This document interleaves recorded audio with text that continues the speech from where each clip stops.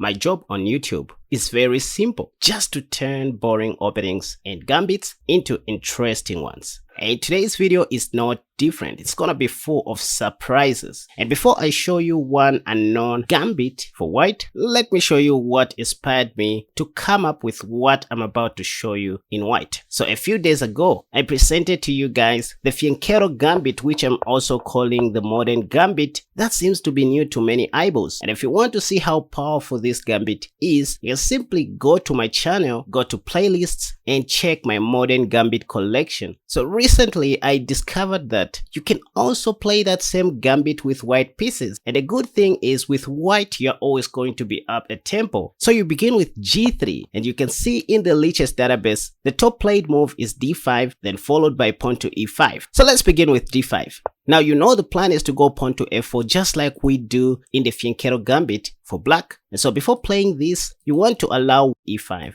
And that's another reason you don't want to play pawn to d4 right here or knight c3. So you first go pawn to a3, which is a prophylactic move. That seems to do nothing at the moment. And what do we see in the Lichess database, guys? Look at this. Pawn to e5 is the top played move. Now if I go one move back and check the Masters database, it may surprise you to learn that this has also been played at the highest level, even in classical tournaments. But anyways, I recommend this for blitz. e5 is what they are going to play, and now this is when you go pawn to f4. Now guys, let's agree on one thing. At this point, don't follow the stats that you see in the Lichess database, simply because none of those Lichess players are following our best strategic plan. Most of them are just messing up and experimenting. And don't listen to Stockfish, because you and I know how childish Stockfish is. We don't like it. Anyway, the top played move is e takes f4, after which you go pawn to d4, letting black take the g pawn as well, so that you can take back with your h pawn. And the plans are pretty much the same with the ones that we use in the Fianchetto Gambit. Let me show you. From here, you will play queen d3, protecting your g3 pawn and also stopping the possible bishop f5 by black. Then after this, you will play bishop g5, which goes together with knight f6. Most of the times, h6 won't bother us because black won't be able to take our bishop because of rook takes. Your queen's knight will sit on c3, and that comes with a tempo because your a pawn is already well advanced. Someday, your e pawn will go to e4, which is our key pawn break in this gambit, just like in the Fianchetto Gambit. Then our king's knight will most of the time sit on e2. Of course, plans may change depending on the situation. Our light squad bishop will go to h3, and that's all. In the near future, our king's knight can even sit on f4, given a chance. Same thing even with black pieces, guys. And this is what I meant. For example, black may play bishop d6, attacking your undefended g pawn, and this is when you can go queen d3, preventing bishop f5 and also protecting your g pawn. After knight to f6, you can simply go knight c3. It's not much of a stretch, but following our plan, just go bishop g5, pinning that knight. If h6 comes, don't worry about that bishop, just go knight c3. Black can't take due to rook takes, and at this point, since your knight is attacking the d5 pawn, they'll probably play something like c6, after which you now go pawn to e4, just like what we do with black pieces. At this point, they mostly take, after which you take back with your knight, and the best move here according to Stockfish is bishop e7. If queen e7, for example, just remember to simplify things. Mess up black's pawn structure, all you have to do is to put your king to safety and start attacking as highlighted. For example, bishop c7, because they don't want you to take away their bishop pair. Bishop g2 makes sense, even bishop h3. The only move you don't want to play is knight f3. Why? Because it kind of cuts the communication between your g pawn and the queen, and it also allows this pin, which comes with a piece development. So knight to f3 should be out of the equation. If you don't have where to put your king's knight, just remember to put it on e2, or sometimes on h3, depending on the position. But bishop g2 makes a lot of sense here, because after something like bishop e6 by black, you can simply go knight c5. Why knight c5? You always want to get rid of the bishop pair given a chance. If b6, because they are tired, you now do the needful, and after fe, you go d5. intending to fork, and after cd, the position is too good for you such that you can even sack a piece, because after pawn takes, either ways you're going to win a free piece, which is the rook on a8. Game over.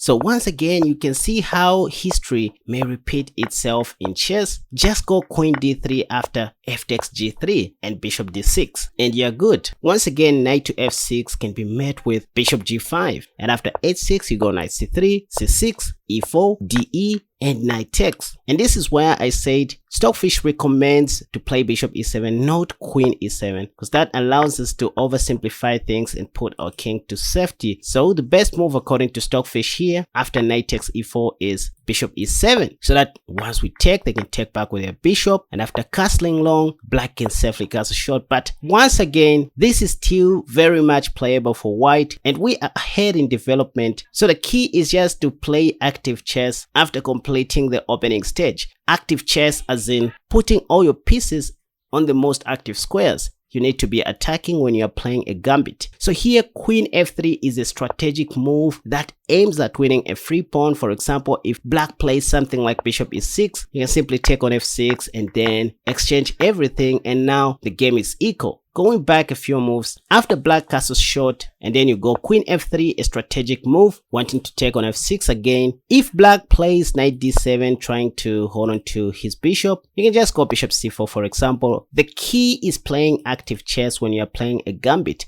putting all your pieces on the most active squares. Your pieces need to be attacking something every time. Knight b6, for example, you can retreat your bishop if you want to, but speaking of attacking, knight takes f6 makes a lot of sense, so that next you may exchange your queens, and then before grabbing this pawn you will rescue your bishop somehow, and next continue attacking. The game may continue as follows, but at the end of the day you will still be up a tempo. From here I would prefer to be white. Now we just finished looking at the d5 response. How about if black responds with pawn to e5 on move 1? Once again, you can just start with the prophylactic move a3, giving black more time to take up the whole center, after which you now go f4, sacrificing your pawn, and then you go d4, fg, hg, and now we know that in this position, they mostly play bishop d6 attacking this pawn. But let's try to mess up black's move order a little bit just to see if the position can still transpose. For example, let's say black plays knight to f6. Well, knowing that this will come sooner or later, you can go queen d3, stopping bishop f5 and also protecting your g-pawn in advance. In case of bishop d6, you simply have bishop g5. Even after h6, you leave your bishop there and develop your queen's knight, play pawn to e4, develop your king's knight, castle long, and play bishop h3, give it a chance. But let's just say black plays aggressively with a move pawn to c5. Hold on, the c5 line is somewhat different and you need to respond differently. So in the c5 line, all you need to remember is the move bishop f4. Bishop f4 is the key move, but you can also try d takes, that is if you want to oversimplify things. For example, dc, if you want to oversimplify, by the way, after bishop takes, you go knight c3. If queen b6, you have knight h3. If d4, well and good, you simply go knight e4. You have no weaknesses, by the way. Knight takes, this is a mistake. You don't have to take immediately. First, you win a free pawn. You win back the pawn you gave up. And after rook takes, this is when you take on e4 with check. Whatever they do, you get that rook. And now the game is equal, period. But from here, black may become tactical with moves such as d3. It looks like he is doing nothing, but in the real sense, he is attacking your knight. So you need to be tactically sharp when playing gambits. After pawn takes, you simply take back, and then the game may continue as follows. If black is not careful, they may even end up losing the game like this. Anyway, so once again, in the c5 line, you can either take to oversimplify things or play our key move bishop f4 if you want to be solid while attacking. CD may happen. You don't take back as in the Scandinavian, cause black is going to attack your queen with tempo. So you first of all develop your king's knight on f3, and let's say after knight c6, you take back on d4 with your knight, and if queen b6, you can simply go knight b5, and from there you'll be cool. If knight takes, just an example, you can just take back. Let's say bishop d6, you simply go knight c3, because what else can you do? Yes, in these kinds of positions, you allow this trade to happen because your pawn on f4 acts like a dark squared bishop controlling the e5 square. That's a very good stonewall pawn. So in this position, once again, the game is almost equal. Now, let me address one issue that one of my dear subscribers raised in the comment section. After you play f4 and black takes, you go d4,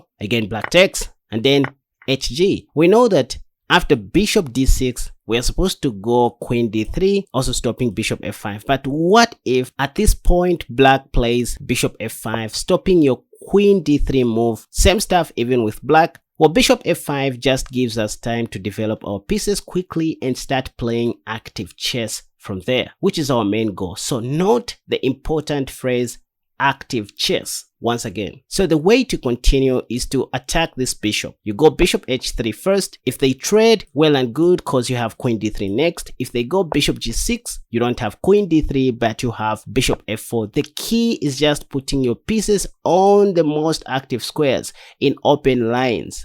Let's say bishop d6. Again, you never want to take on d6 because you will just help black develop his queen. And just a word, anytime black takes your bishop, that will be for your own advantage because your f-pawn will be over controlling the e5 square. So they better play something else. Just go knight to f3. Again, if they take, you know this is better for you. This reminds me of the Stonewall attack and the dynamic London system. We always want our pawn to be on f4.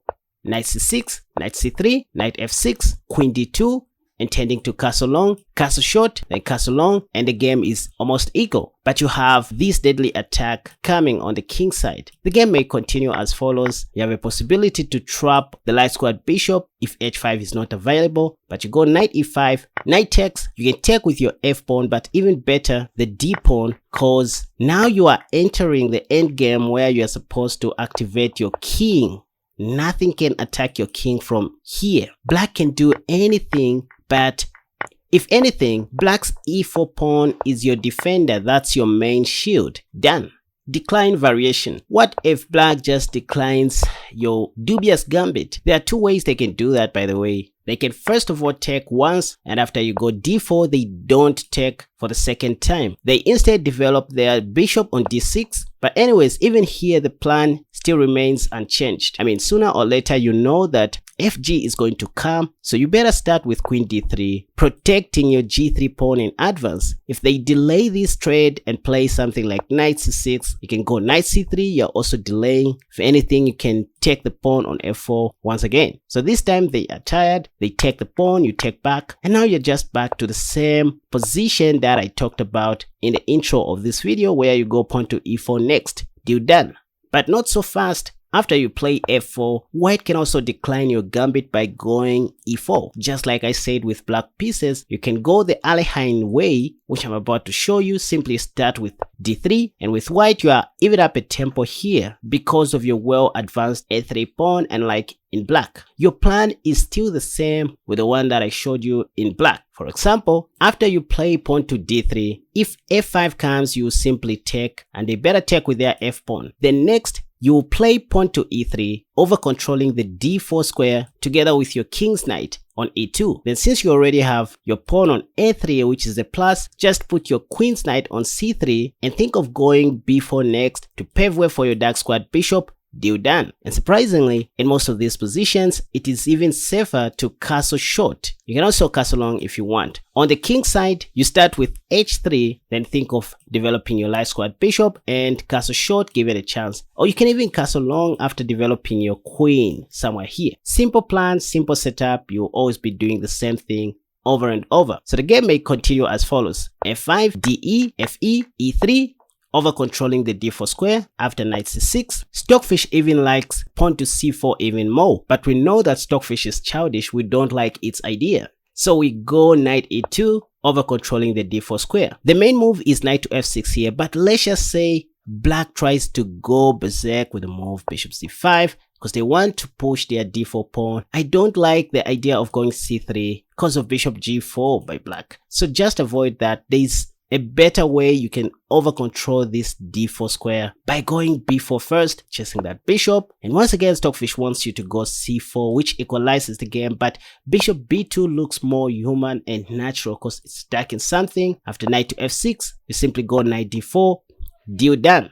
What if white tries to play other possible lines that are not to do with the gambit? For example, after g3, instead of e5 or d5, let's say black plays c5. Well, in this case, you may try to play a series of prophylactic moves just to invite d5 and e5. If they don't play that, well and good, you can just continue playing chess, normal chess. So you go a3, and here they'll play something like d5. Again, you don't want to develop your knight on f3 because that's going to disturb our plan. So you first of all go c3, intending to go pawn to d4 given a chance. For example, if they go e5, you know what guys, I have many serious chess videos on my channel if that's what you want to watch, but we are here to have fun, right? So just go pawn to f4 whenever you see pawn to e5. This may lead to our favorite position given a chance. They'll start with fg, after which you take, and after bishop d6 you still go queen d3. Same idea. This time if they go c4, you can just put your queen on f3. There is no bishop g4 anymore. So knight to f6 renews the bishop g4 possibility, and this is when you can challenge that bishop in advance